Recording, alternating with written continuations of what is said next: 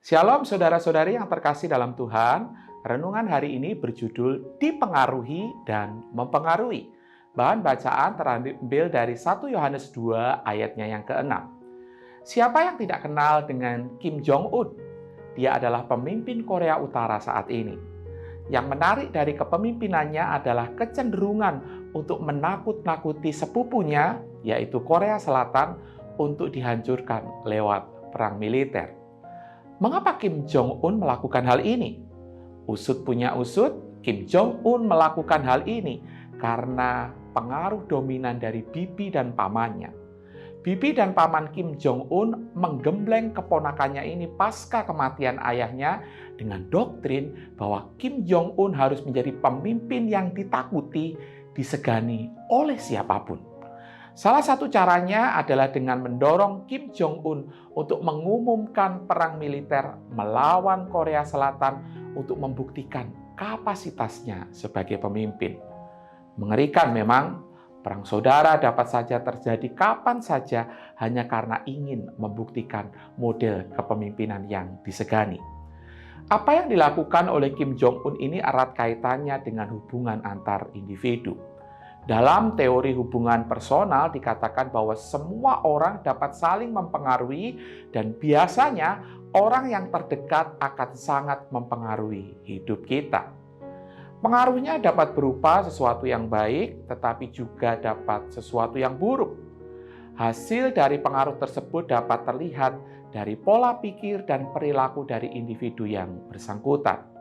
Hal ini tentu mengingatkan betapa besarnya pengaruh hidup seseorang bagi orang lain.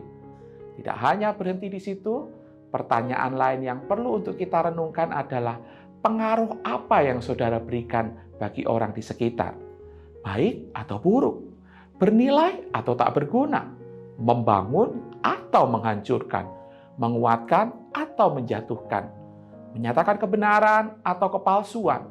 Semuanya menjadi pertanyaan serius yang membutuhkan jawaban, khususnya dalam menilai pengaruh hidup saudara bagi orang lain. Sebagai orang percaya, tentunya pribadi yang harus begitu kuat mempengaruhi saudara adalah Yesus, sebagaimana dinyatakan di dalam teks ini. Karena hidup saudara ada di dalam Kristus, maka adalah normal bila hidup saudara adalah seperti Kristus. Dalam hal apa? Dalam hal memandang hidup, dedikasi, pengorbanan, semangat, serta perhatiannya. Apa yang Kristus lakukan mempengaruhi saudara untuk mempraktekannya. Kristus pun juga bersama saudara untuk memberikan kekuatan.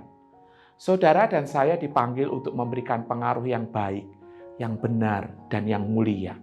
Saudara dipengaruhi oleh Kristus supaya dapat mempengaruhi orang lain untuk melihat dan mendengar Kristus. Hidup saudara dapat menjauhkan seseorang atau mendekatkan seseorang kepada Kristus. Pertanyaannya, pengaruh seperti apa yang hari ini sedang saudara tunjukkan bagi orang di sekitarmu? Selamat dipengaruhi dan mempengaruhi. Mari kita berdoa. Tuhan, terus tolonglah kami supaya kami dapat mempraktikkan kebenaran firman Tuhan ini di dalam kehidupan kami, ketika kami hidup berkeluarga, ketika kami hidup bekerja, ketika kami hidup bermasyarakat, kehadiran kami sungguh-sungguh boleh menyatakan Kristus yang terlebih dahulu mempengaruhi dan juga menyelamatkan hidup kami, supaya melalui hidup kami pun juga boleh mempengaruhi sesama kami untuk dapat mengenal Engkau. Terpujilah Engkau, di dalam nama Tuhan Yesus kami berdoa. Amin.